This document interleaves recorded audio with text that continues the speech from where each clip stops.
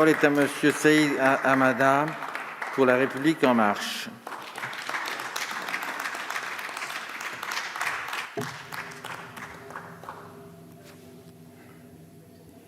Monsieur le Président, bonsoir. Monsieur le Président, Madame les ministres, Madame la rapporteure, mes chers collègues, depuis 2017, l'immigration, l'asile et l'intégration sont des sujets essentiels pour le gouvernement et notre majorité, dont l'importance est matérialisée cette année encore par une hausse des crédits affectés. Le budget alloué à cette mission pour 2022 s'élève ainsi à 1,9 milliard d'euros en crédits de paiement et connaît donc une augmentation de 3,2%, encore supérieure à celle de l'année précédente. Ces crédits s'inscrivent dans la lignée de la loi du 10 septembre 2018, fruit d'une politique reposant sur un juste équilibre entre humanité et fermeté. Humanité d'abord, pour que la patrie des droits de l'homme puisse accueillir dignement les personnes menacées qui souhaitent trouver refuge sur notre sol.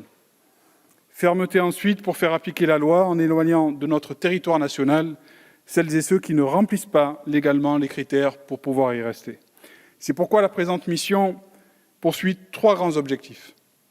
La garantie du droit d'asile, l'intégration des personnes immigrées en situation régulière et la maîtrise des flux migratoires. En premier lieu, nous poursuivons l'effort de simplification du processus de traitement des demandes de séjour et d'asile. En 2022, l'OFPRA devrait ainsi être en mesure de rendre 170 000 décisions, un maximum de ses capacités décisionnelles, grâce au récent renforcement de ses effectifs. La célérité du rendu de ces décisions est un maillon essentiel de notre politique en matière d'immigration. Pour améliorer la prise en charge des demandeurs d'asile sur notre territoire et éviter la création de campements, nous renforçons les contributions permettant les conditions de vie dignes. Les crédits de l'allocation pour demandeurs d'asile sont en augmentation de 4% en prévision d'une hausse des demandes d'asile en 2022. Nous voulons ainsi poursuivre l'effort de sincérité budgétaire lié à cette dépense, longtemps sous-évaluée. Nous poursuivons également la rationalisation des capacités d'hébergement spécifiques, fort de plus de 100 000 places en 2021. En 2022, 4 900 places supplémentaires pourraient être créées, dont 1 500 places de centres d'accueil et d'examen des situations et 3 400 places de centres d'accueil des demandeurs d'asile. Les crédits plan de relance serviront là aussi à la création temporaire de 800 places dans les centres provisoires d'hébergement pour améliorer la prise en charge des réfugiés les plus vulnérables. Par ailleurs, une politique d'immigration efficace doit être forte et ambitieuse en matière d'intégration. Ainsi, nous augmentons de 7,8 millions d'euros les crédits alloués aux mesures d'intégration en faveur des réfugiés et renforçons les moyens dévolus à la mise en œuvre du contrat d'intégration républicaine rénové, volet essentiel multipliant par 2 le temps de formation en langue française et en éducation civique, tout en favorisant l'intégration professionnelle des personnes accueillies en France. Je veux ici saluer devant vous Aboubacar Diaby, Alieu Diala, 2 responsables d'une association de migrants créée pour les migrants et qui ne m'ont pas dit autre chose sur les besoins qui étaient les leurs aujourd'hui.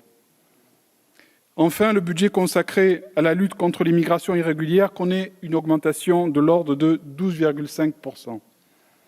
Ceci nous permettra de continuer à renforcer les moyens déjà importants affectés au maintien en zone d'attente ou en rétention administrative, ainsi que les procédures d'éloignement, en n'oubliant pas le nécessaire accompagnement social, juridique, sanitaire des personnes non admises sur le territoire national. Plus particulièrement, 32 millions d'euros de crédits de paiement seront investis en 2022 pour augmenter les places en centre de rétention administrative, de l'ordre de 140 places à Bordeaux, de 140 places à Lyon, de 90 places à Olivet.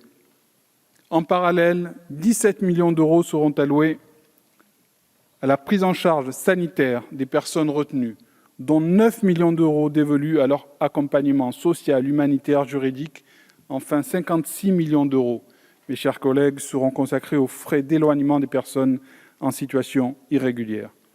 Ainsi, nous saluons une répartition budgétaire qui donne les moyens à nos priorités quant à l'asile et l'immigration, dans la lignée de la politique menée tout au long du mandat et conformément à notre tradition d'accueil. En conclusion, mes chers collègues, le groupe de La République En Marche est bien entendu favorable à l'adoption de ces crédits et vous demande donc de le voter pour le projet de loi de finances 2022. Merci à vous. Merci.